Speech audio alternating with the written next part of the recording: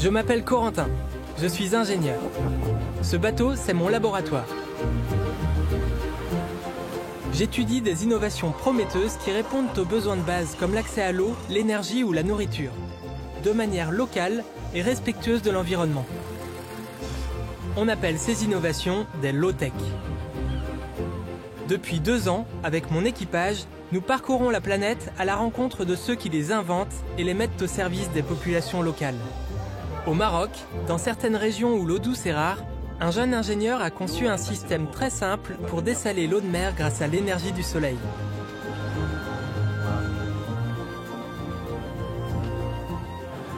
À Madagascar, une scientifique cultive une microalgue, la spiruline, pour lutter contre les carences nutritives de centaines d'enfants de sa région.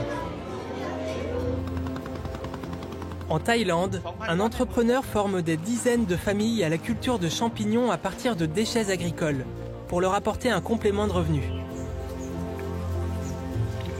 Au fil du voyage, j'ai senti que bout à bout, tous ces savoir-faire pourraient nous permettre de vivre autrement, de manière plus saine et plus durable. Certains rêvent de coloniser d'autres planètes. Ils cherchent à recréer artificiellement des biosphères. Des écosystèmes qui fonctionnent en vase clos, pour vivre en totale autonomie dans des milieux hostiles.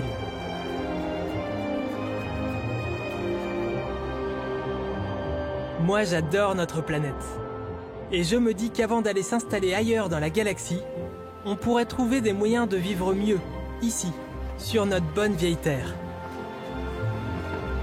Alors, j'ai imaginé une expérience. Créer une biosphère low-tech. Rassembler et combiner dans un petit espace les meilleures techniques trouvées autour du monde. Et tenter de vivre en autonomie grâce à elles. C'est sur ce radeau de bambou de 70 mètres carrés, flottant au milieu de l'eau, que j'ai décidé de m'installer avec mes low-tech. Seul, pendant 4 mois. Le temps de voir quel niveau d'autonomie je peux atteindre.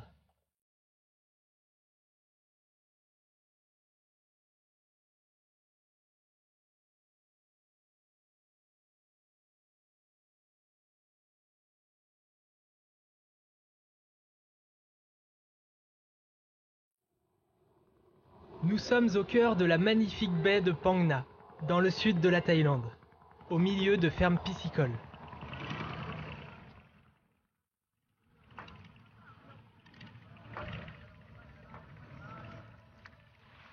En m'approchant, je me sens comme un astronaute qui débarquerait sur une nouvelle planète.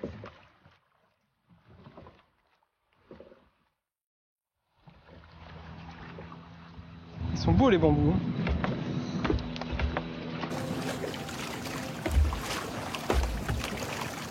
D'après mes calculs, elle va prendre quasiment toute la surface, la serre.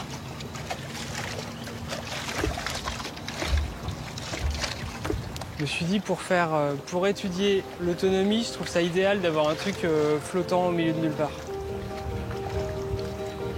Marrant de se dire que je vais rester là pendant 4 mois. Marrant, mais un peu intimidant. J'espère que j'ai fait le bon choix. Est-ce que ce radeau de bambou va devenir le laboratoire dont je rêve ?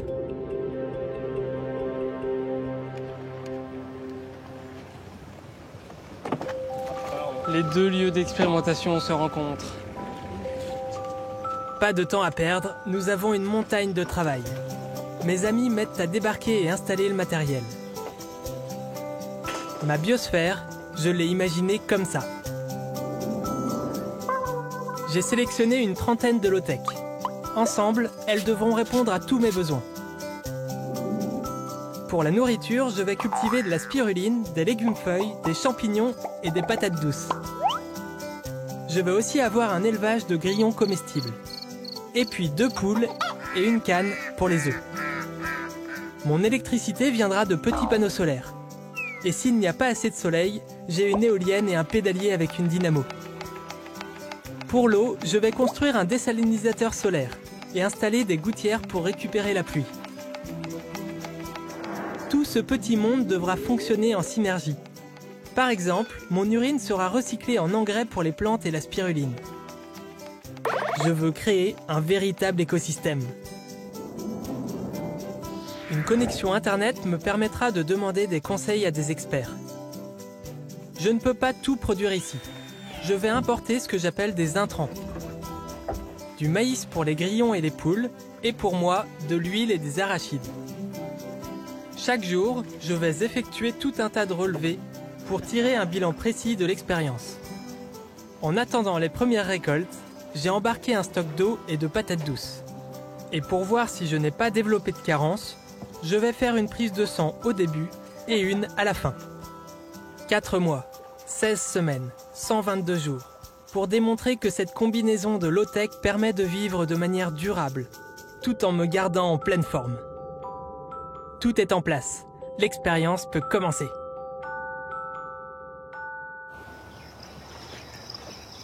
Bon ben ça y est, je suis tout seul sur la plateforme. Pour 4 mois. Premier truc qui me vient à l'esprit, c'est que j'ai plein de trucs à faire, je suis débordé. Le jour se lève pour la première fois sur ma biosphère. Je me sens comme sur une toute petite planète. Elle est encore un peu vide. Mais bientôt, si tout se passe comme prévu, elle devrait déborder de vie. Le premier chantier, le plus difficile, c'est celui de l'autonomie alimentaire. La biosphère doit fournir à mon organisme une alimentation équilibrée. Or, mon corps a besoin de pas mal de choses. Je ne peux pas produire de lipides sur la plateforme. Ce sont les arachides et l'huile qui m'en apporteront. Mais tout le reste devra être produit ici. Pour les vitamines et les minéraux, je compte sur les champignons et les légumes-feuilles. Regarde les Chinese cabbage, les choux chinois. Ça pousse hyper vite. Hier, elles avaient déjà un peu germé. Waouh. Ça va à une vitesse. C'est mon stress principal. Je n'ai jamais réussi à faire pousser un seul radis avec mes engrais organiques. Or, sans ces plantes, je risque de développer des carences. Pour les protéines, mes recherches m'ont orienté vers la production de spiruline, d'œufs et de grillons. Bon.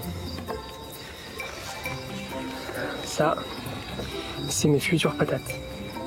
Pour les glucides, j'ai élu les patates douces, parce qu'elles demandent peu d'espace et grandissent vite. Elles pousseront en 3 mois. Enfin, ça c'est la théorie. En attendant d'en récolter, j'ai mon stock.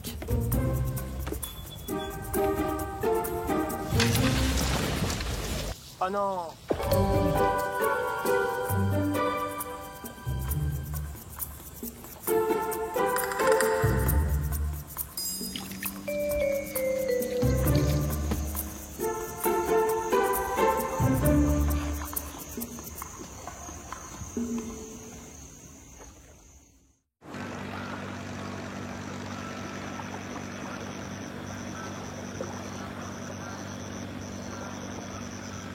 Il y a les...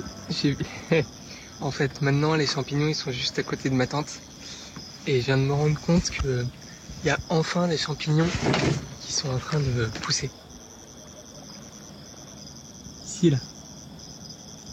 Là, il y en a. Là, il y en a. Là aussi. Et là aussi. Ah, il y en a 4 qui sont en train de pousser. Waouh! Ça, c'est une super nouvelle. Je vais aller voir les ceux de l'autre boîte.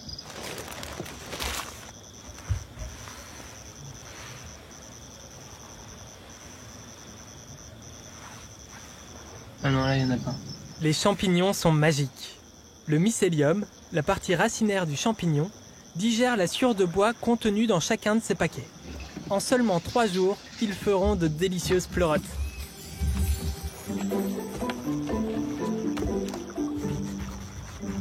Les premiers jours sont épuisants. Je dois terminer d'installer les éléments de la biosphère. Pas une minute de répit. Je travaille en pleine chaleur, là. En plus, dès que le soleil entre dans la baie, j'ai l'impression de vivre dans un grille-pain.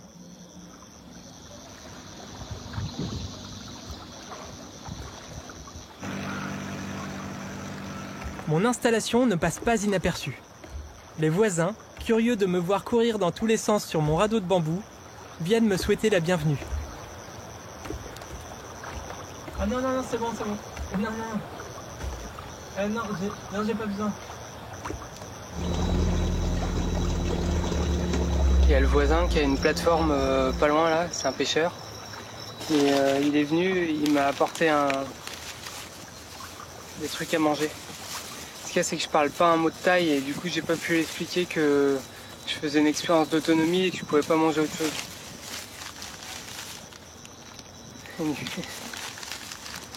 Et du coup je sais pas quoi faire de ça.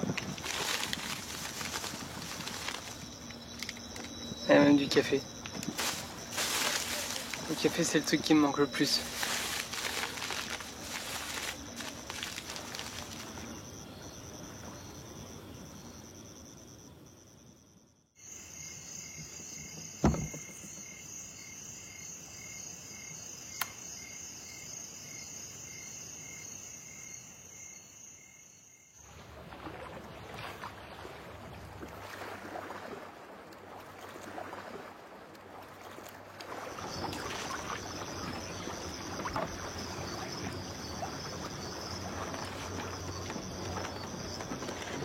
Je vous présente Tanita, ma balance.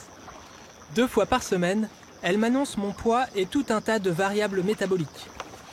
Elle est mon principal indicateur de bonne santé. Il y a Tanita qui m'a dit que ce matin que j'avais encore perdu 1 kg. Donc ça fait maintenant 2 kg en 7 jours. C'est pas bon. Alors plus précisément parce que Tanita elle mesure plein de trucs. Ah, j'ai perdu du muscle.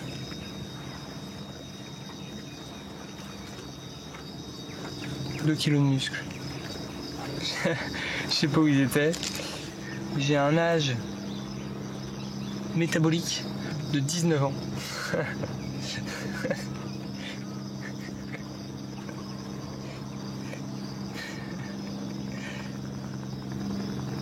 Le mec à la bourre.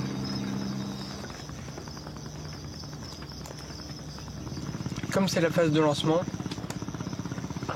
non seulement je suis super actif, je fais plein de trucs dans la journée, en plus il fait hyper chaud, et en plus je mange que des patates parce qu'il n'y a rien qui a encore poussé. Donc c'est normal, mais il faut que je fasse gaffe parce que vu mon poids, je peux pas non plus me permettre de perdre 10 kilos. D'après mes calculs, cette perte de muscle est la conséquence d'un manque de protéines. Il faudrait que j'en consomme 100 grammes par jour. Or, en ce moment, je n'en mange que 40. J'ai 3 sources de protéines. La première, qui me semblait fiable, ce sont les poules et la canne. Mais elles n'ont toujours pas pondu un œuf. La deuxième, c'est la spiruline. Cette micro-algue est bourrée de protéines. Mais pour le moment, je ne peux pas en récolter suffisamment. 7 grammes. Son volume est encore trop faible pour en récolter assez. Je dois l'augmenter petit à petit, chaque jour, avec de l'eau légèrement salée, un peu d'urine et de bicarbonate. Quand elle aura atteint un volume de 100 litres, je pourrai en récolter tous les jours. Je vais regarder si les grillons sont nés. La troisième source, c'est une tribu en pleine expansion, les grillons. Oh. Ouais, ils sont nés. Ah, c'est une bonne nouvelle ça. Et si eux sont nés, c'est-à-dire que je peux tuer leurs parents. Chut. Et je vais pouvoir manger plus de protéines.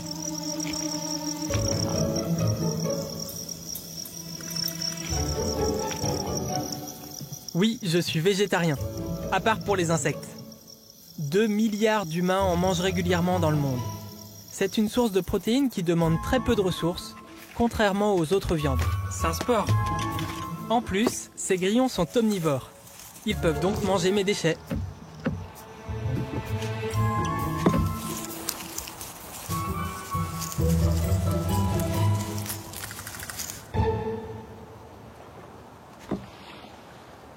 Alors, 500.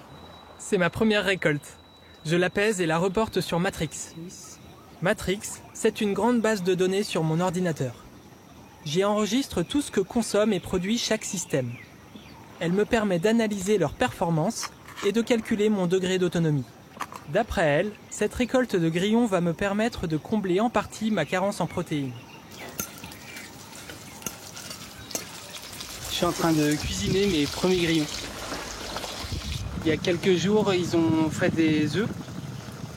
Et les œufs ont éclos, donc maintenant leurs enfants, ça va être la prochaine génération. Ils vont mettre 45 jours à grandir.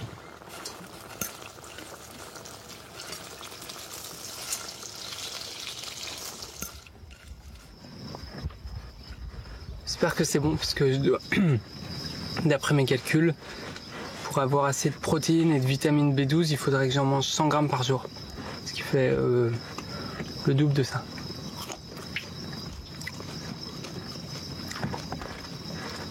Ah, c'est pas mal. Ah ouais.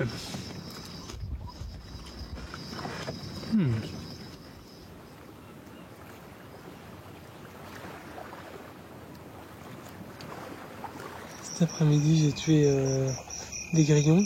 Et en fait, il y en a peut-être une dizaine qui se sont échappés. Et du coup, ils chantent. Ils sont en train de chanter là. Je me disais, comme les grillons qui se sont évadés, ils chantent. Et ben, ils vont sûrement se retrouver sur la plateforme. Et ils vont faire une espèce de petite communauté autonome.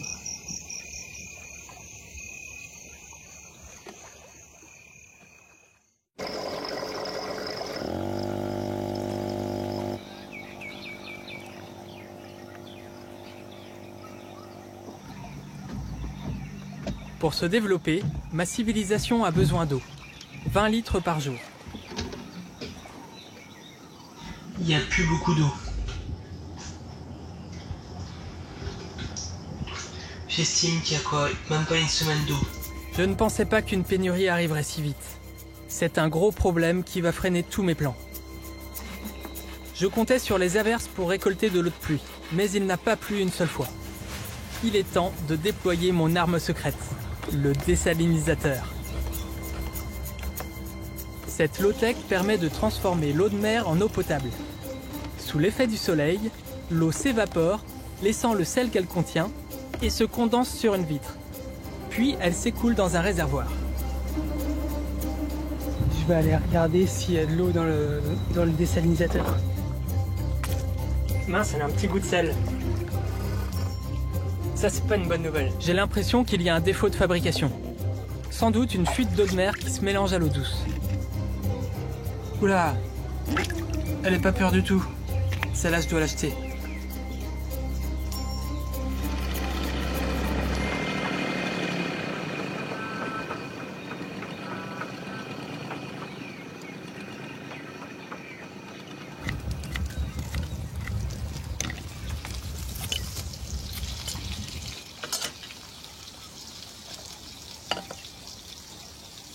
S'il n'y a plus d'eau, moi déjà j'ai soif. Les champignons crèvent de chaud, parce que c'est comme ça que j'ai rafraîchi. Les grillons, ils tiennent pas longtemps. Les plantes, elles meurent toutes super vite. Si j'ai plus d'eau, en 48 heures, je pense que c'est la catastrophe. Un point de non-retour.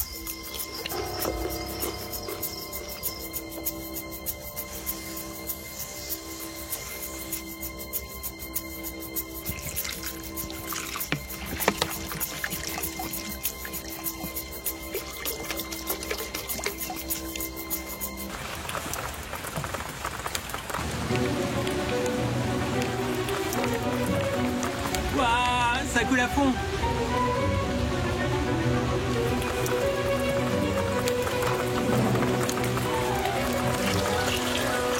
Ah, je suis content, ça va remplir mes réservoirs, ça. C'est la pluie idéale. Parce qu'il n'y a pas beaucoup de vent.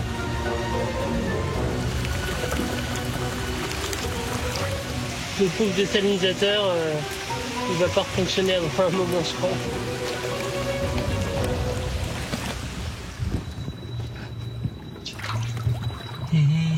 La cuve est pleine.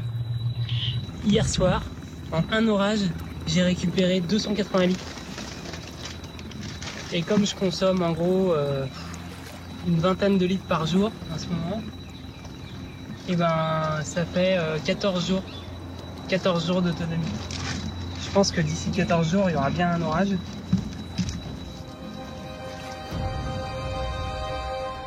Ma civilisation fête ses 30 jours. C'est l'heure du premier bilan. D'après Matrix, voilà où j'en suis de mes indices d'autonomie. Pour les protéines, j'ai atteint 70%. Tanita m'a annoncé que j'avais retrouvé mon poids d'origine. Pour l'eau, grâce à la pluie, je suis en totale autonomie. Par contre, Matrix me déclare un tas de carences en vitamines. Les légumes-feuilles mettent beaucoup de temps à pousser. J'ai hâte de manger de la verdure.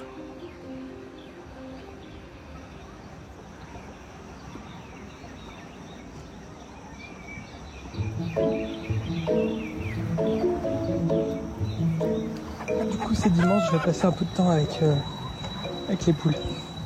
Aïe, aïe, aïe. Canard n'était pas prévu dans mes plans d'origine. Je voulais acheter un poussin poule, mais le vendeur n'en avait plus. Il m'a proposé un poussin canard. J'ai eu un coup de cœur. J'ai décidé de l'élever. Quand est-ce que tu fais des œufs? J'ai pas vérifié que c'était une canne, mais c'est plus sympa qu'une poule, un canard, parce que ça a besoin d'un peu d'affection. C'est hyper sympa.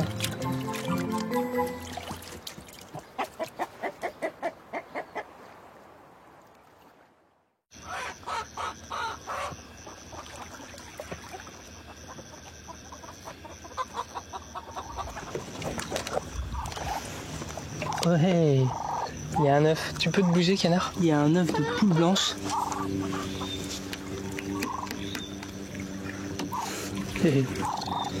Ça, c'est une bonne nouvelle.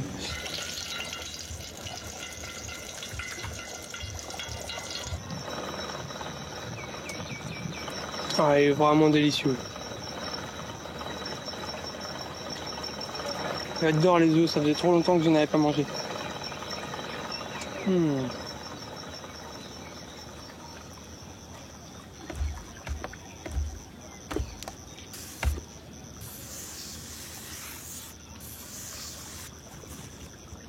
La croissance des légumes-feuilles m'inquiète sérieusement. Si je n'en mange pas assez, je vais manquer de plusieurs vitamines vitales. Du coup, je décide d'augmenter la surface de culture, histoire d'augmenter mes chances. C'est un type de culture hors sol qu'on a étudié au Cap-Vert. Les racines se développent dans un lit de fibres de coco. Ce qui me fait plaisir, c'est que bientôt il y aura pas mal de verdure. Au fond des bacs, il y a un drain qui me permet de récupérer le surplus d'eau d'arrosage et d'engrais. Ça me paraissait idéal pour un endroit sans terre cultivable et avec des ressources en eau très limitées. La spiruline a enfin atteint les 100 litres. Je lance un second bac pour doubler ma production et en récolter tous les jours. Avec les poules qui commencent à pondre, ma production de protéines va monter en flèche. Mais ce matin, en m'occupant des patates douces, j'ai eu une mauvaise surprise. Il y a eu une invasion de chenilles sur les plants de patates. Du coup, je vais regarder feuille par feuille, les trouver et les écraser. Il suffit d'appuyer dessus.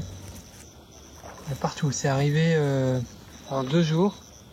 C'est fou le nombre. Une armée de chenilles débarquées de je ne sais où menace ma culture de patates. Elles ont envahi tous les plants. Et allez, on se balade librement, tranquillement. Moi qui pensais être peinard sur une plateforme, à pas avoir de parasites. Celles-ci sont condamnées. Tant pis. Je vais les donner aux poules. Je lance une nouvelle plantation. J'ai perdu 1 mois à cause de ces chenilles. Les patates douces mettent 3 mois à pousser. Je n'ai plus le droit à l'erreur.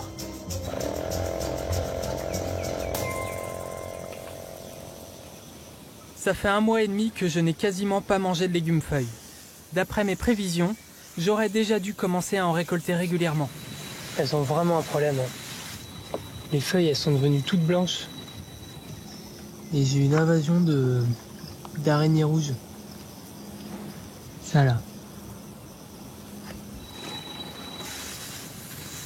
Alors je lis qu'il faut arroser régulièrement dans la journée parce que les araignées rouges, elles n'aiment pas l'humidité. Mais ça fait rien. Si je n'arrive pas à faire pousser ces plantes, ce sera un échec total. À chaque fois que j'ouvre Matrix, j'ai l'impression de me faire engueuler. La nuit, je rêve de chenilles et d'araignées rouges envahissantes qui prennent le contrôle de la biosphère.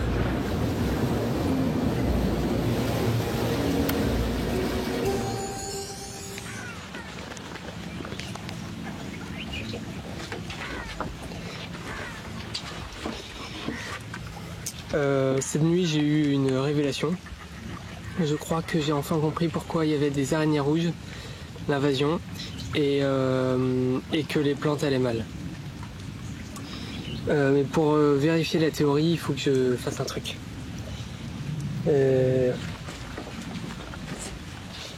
Alors, d'abord, je vais beaucoup arroser le champ. Plus que d'habitude, avec de l'eau. Ma théorie est que si les légumes-feuilles se portent si mal, ce n'est pas à cause des insectes. Ils sont juste une conséquence. Je récupère dans le drain un peu de l'eau d'arrosage pour l'analyser. L'azote.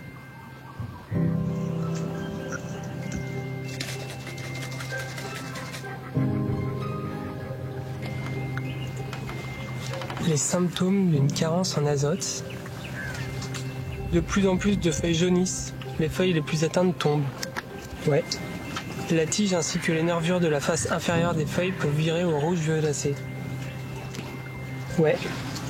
Les plantes possèdent moins de défense contre les invasions d'insectes ou d'acariens, les maladies et les intempéries. Ouais.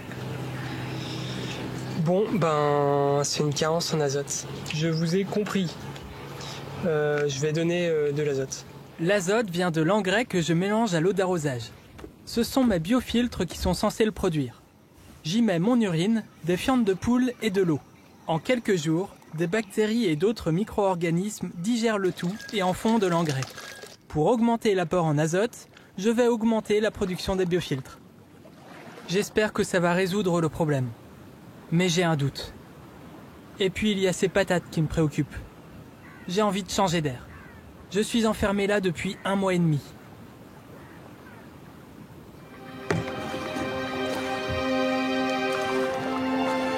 La biosphère me prend toute mon énergie, toutes mes pensées du matin au soir. J'ai l'impression d'être esclave de Tanita, de Matrix, de leurs chiffres, leurs objectifs et leurs indicateurs. J'ai enfin réussi à me libérer de la plateforme. Et déjà quelques dizaines de mètres après être parti, je sens que ça me fait du bien.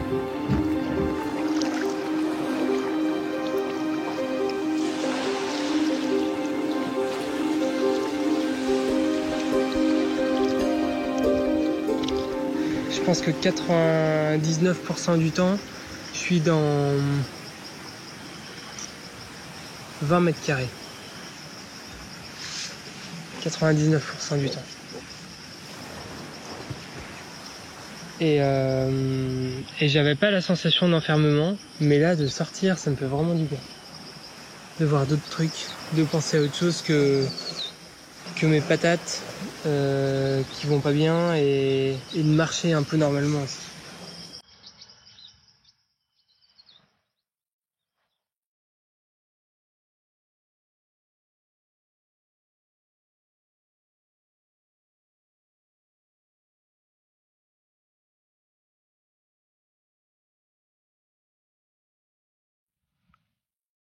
J'ai trouvé exactement la grotte qu'il me fallait pour me couper un peu de la biosphère.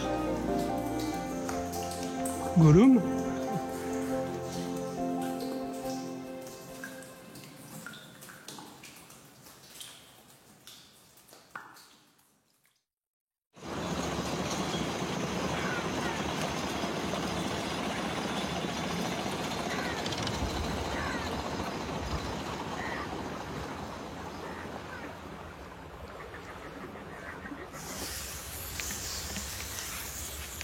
Visiblement, l'apport supplémentaire d'engrais n'a rien changé. Mes plantes ont toujours l'air aussi misérables. Je crois que j'ai pas la main verte. Il y a quelques jours, j'ai envoyé un message à Thomas, un ami expert de la culture hors sol, pour lui demander conseil. Ce matin, j'ai reçu sa réponse. J'ai eu un mail de Thomas, l'expert en hydroponie, qui m'a dit que j'avais sans doute un problème, c'est la qualité de la fibre de coco que j'utilise. Il m'a dit, regarde, mais peut-être qu'il y a du sel dedans. J'ai regardé, il y a du sel dedans. Du coup, il m'a proposé d'utiliser un autre substrat, donc je suppose que ça demande de changer le système de culture carrément. Ma civilisation va vivre une révolution agricole. Le passage à un nouveau système de culture, l'hydroponie. J'espère enfin réussir à trouver une solution qui plaît aux plantes, parce que là... Je repars de zéro. Plus de fibres de coco. Les racines se développeront dans un lit de billes d'argile, irrigué par un mélange d'eau faiblement concentré en engrais.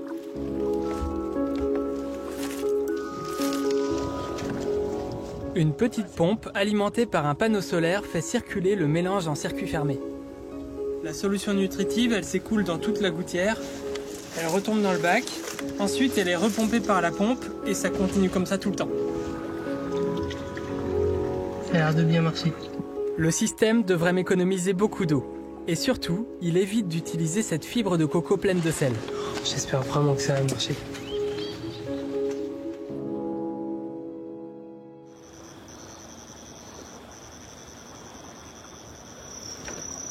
Les grillons, ils commencent à vraiment beaucoup chanter.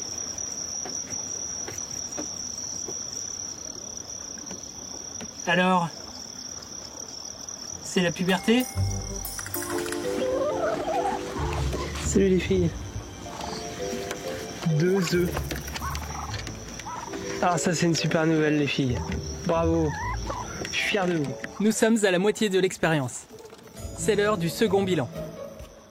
Pour les protéines, c'est bon. La combinaison d'œufs, de spiruline et de grillons couvre tous mes besoins. Pour les vitamines, par contre, je suis toujours en carence. J'espère que la nouvelle culture va résoudre le problème.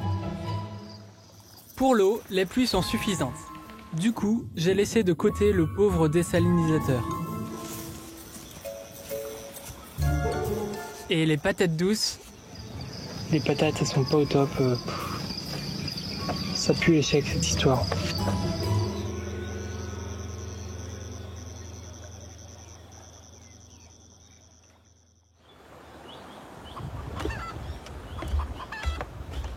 Canard ne pondra pas sur la biosphère. Je pensais naïvement qu'une canne pondait dès l'âge de 4 mois, comme les poules. Je viens de découvrir qu'elle ne pondra pas avant l'âge de 7 ou 8 mois. Et elle n'a que 4 mois. Ça va, Canard? J'ai un plan pour toi, Canard. Je vais peut-être te libérer. Ah, 2 œufs. Bien joué. J'ai eu une idée pour Canard. C'est que là, il a l'air de s'embêter un peu.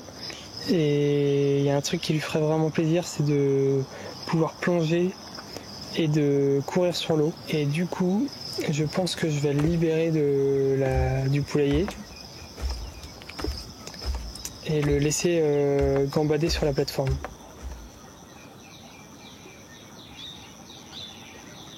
Il faut pas que tu t'échappes, tu m'entends? Faut pas t'échapper. Là-bas c'est hostile, il y a pas d'eau douce, il y a des singes et des espèces de gros reptiles. Ok?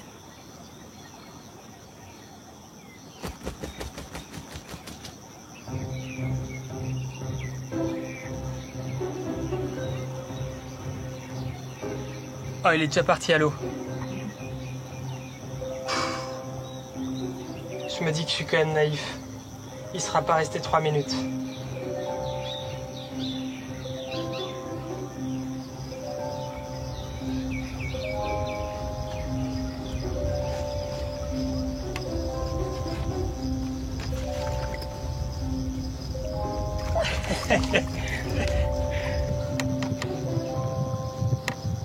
Je suis content que tu sois revenu. J'ai eu peur.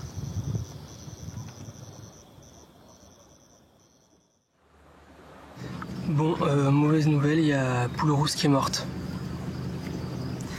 Mais je comprends pas comment. Ce matin, je suis allé leur donner à manger et il y avait que Poule Blanche à l'extérieur. Mais une demi-heure après, elle était toujours pas sortie, donc je suis allé voir et en fait, elle bougeait plus à l'intérieur du pondoir. Et elle était morte, mais elle est morte il y a pas longtemps, ce matin. Et j'ai jamais vu ça, une poule qui meurt comme ça subitement, alors qu'elle allait bien. Je comprends pas.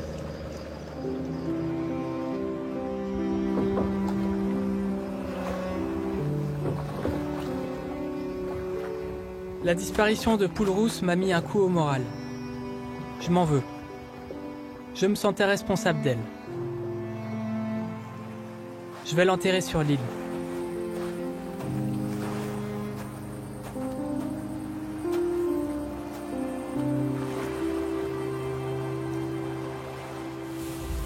Je décide d'arrêter l'élevage. Je vais donner Poule Blanche à un voisin. Tant pis pour les œufs.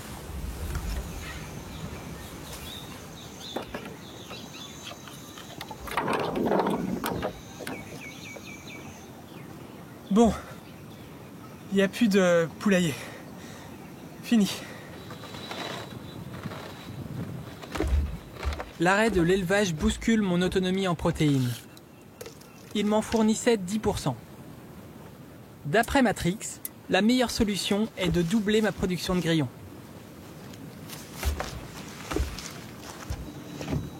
Et hop, 2 buildings.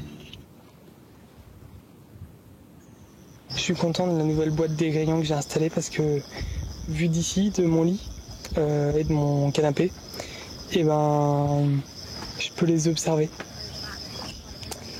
Et c'est assez intéressant. Et alors j'ai remarqué un truc étonnant, c'est que ils se baladent beaucoup sur les montants, sur les côtés comme ça. Ils se baladent sur les 4 montants. Et en fait, ils font l'ascension, ils montent, et en haut ils sont bloqués, et du coup ils redescendent. Je me suis dit mais c'est bizarre, mais qu'est-ce qui fait ça? Et j'ai réalisé qu'on faisait pareil nous les humains avec la tour Eiffel ou d'autres points culminants. On monte, on regarde la vue et on redescend. Et ça se trouve c'est un point commun entre les grillons et les humains. Bon, il y a une autre hypothèse, peut-être plus crédible, c'est que ceux qui montent et qui descendent, c'est ceux qui n'ont toujours pas trouvé la nourriture.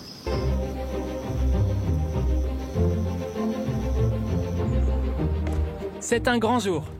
Ma biosphère a franchi un cap. Le nouveau système de culture marche à fond. Alors, je vais enfin récolter et manger de la verdure. Hop, des garnis sur les côtés. Tout l'écosystème a l'air content en ce moment. Du coup, moi aussi. Alors, combien de grammes? Super. Ça fait plaisir à voir.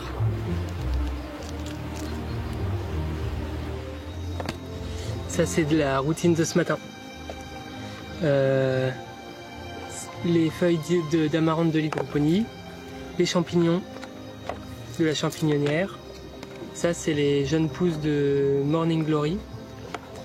Et ça, c'est les jeunes pousses de moutarde. Je commence à manger un peu équilibré.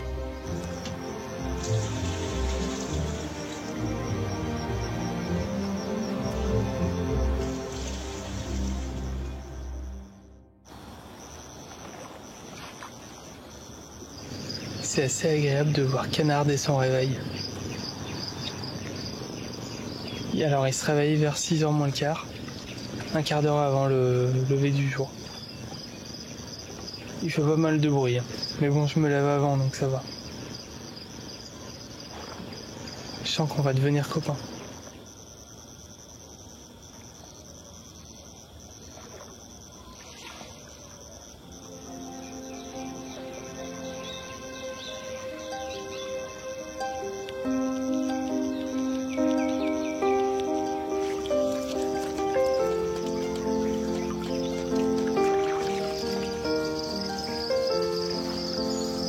rien là-dedans. Il y a Canard qui vient de sauter à l'eau pour aller prendre son bain du matin. Je vais aller le rejoindre.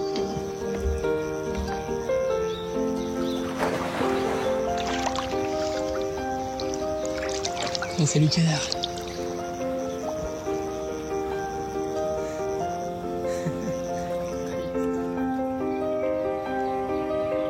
En fait, cette nuit, j'ai eu un truc qui m'a empêché de dormir. J'ai entendu des émissions qui disaient que les scientifiques appelaient carrément la disparition de la biodiversité en ce moment le début d'une 6e extinction massive de la biodiversité. Je me suis dit, mais dans plusieurs siècles, ça me paraît évident que c'est le truc qu'on retiendra de ces années-là. Et ça m'a pas mal renvoyé vers mes responsabilités. Ce qu'il faut, c'est qu'il y ait des explorateurs de modes de vie. Des gens qui testent des modes de vie qui leur paraissent mieux, radicalement différents de ceux de maintenant, qui soient plus respectueux de la nature. Pas essayer en fait de faire des améliorations, des changements du quotidien, mais d'essayer des changements de modes de vie radicaux. À partir du moment où il y aura des explorateurs de modes de vie comme ça, les gens pourront les regarder et voir un peu les pistes attirantes de ce qui fera, de ce vers quoi on doit tendre pour sauver cette biodiversité. Pas facile à expliquer.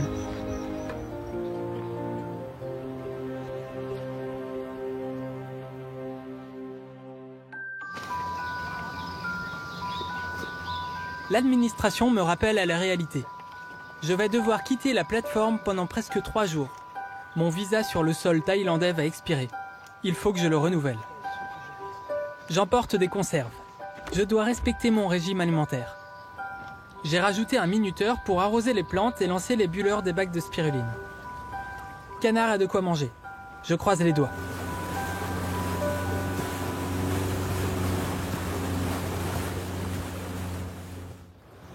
Je viens de revenir sur la plateforme et oula, j'ai l'impression que les plantes vont.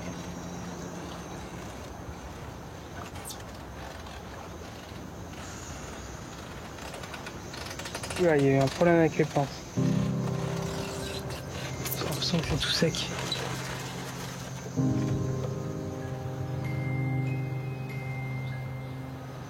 Ah, c'est triste. J'ai l'impression qu'elles n'ont plus d'apport en eau. Bon, faut vite que je règle ce problème-là. Sinon, je vois que Canard, il est là.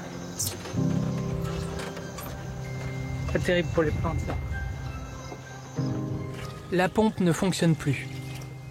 Les légumes-feuilles sont assoiffés.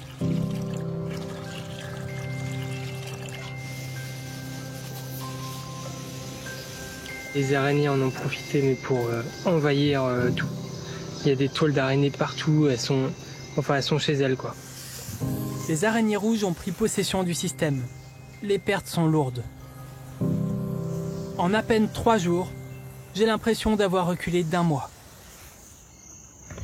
Ça fait 2 nuits qu'il y a un grillon qui me monte sur la tête et qui me réveille. Aïe.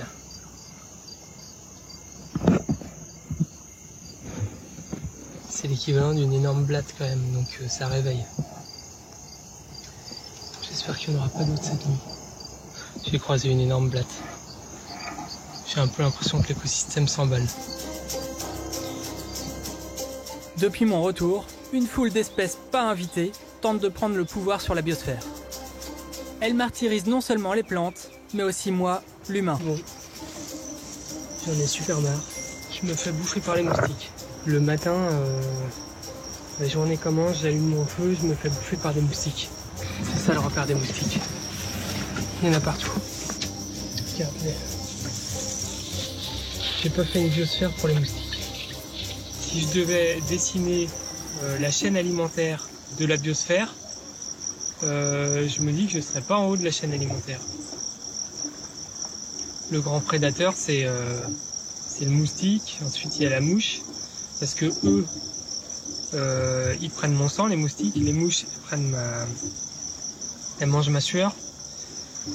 Et moi j'ai rien en retour, donc elles sont au-dessus je pense, hein, scientifiquement dans la chaîne alimentaire. Les chenilles elles s'arrêtent pas de s'attaquer aux plantes. Tous les jours j'en tue des dizaines. Je fais des attaques chirurgicales pour essayer de les trouver au milieu des feuilles.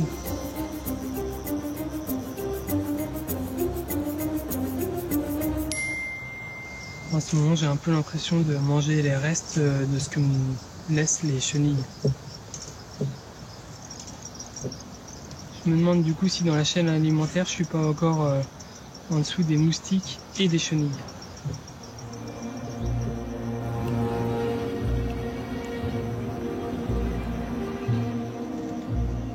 Comme si ça ne suffisait pas, les patates douces vont mal. Trop mal. Quand je suis revenu des 3 jours, les patates, elles allaient vraiment pas bien. Et en fait, j'ai compris que j'allais pas pouvoir récolter de patates. Enfin, elles devraient être beaucoup plus grandes au bout de 3 mois.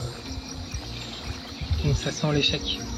Du coup, dans mon bilan, je pourrais pas valider en fait ce système de culture de patates. C'est un tournant dans mon expérience. Je n'aurais pas réussi à produire moi-même ma source de glucides. Je crois que j'ai fait un mauvais mélange de substrat et d'engrais. Et les chenilles n'ont rien arrangé. D'après Matrix, si ma source de glucides doit être un intrant, donc importé sur la biosphère, il vaut mieux que ce soit du maïs que des patates. Il coûte moins cher, pousse partout avec peu de ressources et se conserve beaucoup mieux. Fini les patates douces, je passe au maïs. Ça tombe bien, j'ai toujours du stock de maïs pour poules. Canard. Non, canard.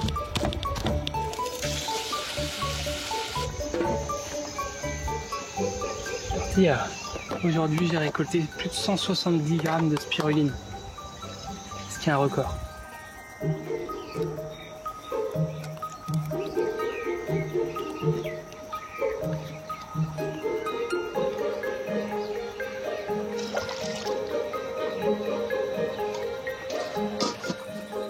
J'ai trouvé comment rétablir la paix. Fini les mouches et les moustiques. Plutôt que de passer mon temps à les chasser, je prends le problème à la source, en nettoyant et en isolant les endroits où ils peuvent pondre. Bonne ambiance dans le système d'hydroponie là. Ça c'est un chou chinois. Plutôt que de lutter contre les araignées rouges ou les chenilles, j'ai multiplié les variétés de plantes et découvert que certaines étaient mieux adaptées. La diversité a résolu le problème.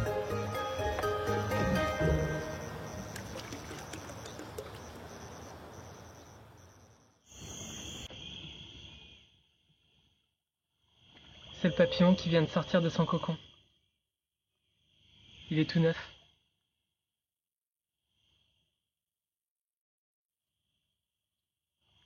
Petit à petit, la paix et l'harmonie sont revenus sur la biosphère.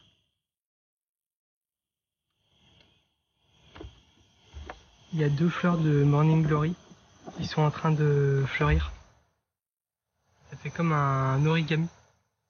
Bon. Les 4 dernières semaines, l'écosystème marche à fond. Je n'ai jamais autant récolté. Matrix, Tanita et tous les indicateurs sont au vert. Ça fait 104 grammes.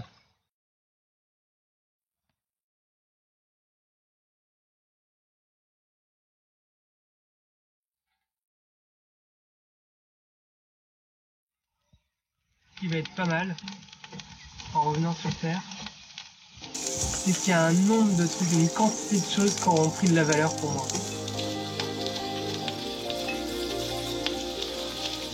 La valeur d'un café, elle va devenir énorme. La valeur d'une discussion avec un ami, elle va grimper en flèche.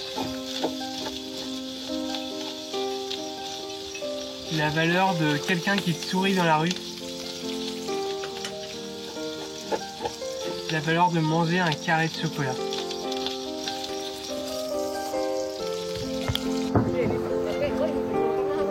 Mes équipiers sont revenus. Ensemble, nous avons démonté la biosphère.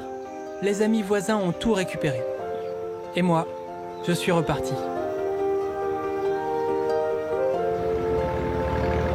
C'est hyper triste de lâcher le canard. Cette expérience a marqué un tournant dans ma vie. Les bactéries, les grillons, la spiruline, les champignons et canards m'ont ancré dans la tête un rêve. Le rêve que les humains vivent en symbiose avec d'autres espèces. Comme nous vivons déjà en symbiose avec des centaines de milliers de micro-organismes à l'intérieur de notre corps. Au début, je voyais les éléments de la biosphère comme des systèmes à mon service. Progressivement, je les ai vus comme des êtres vivants, comme les membres d'une famille. Je rêve que notre rapport à la nature change, qu'on réinvente notre manière d'habiter la Terre. Et que plutôt que regarder les étoiles, nous regardions notre planète avec un nouveau regard.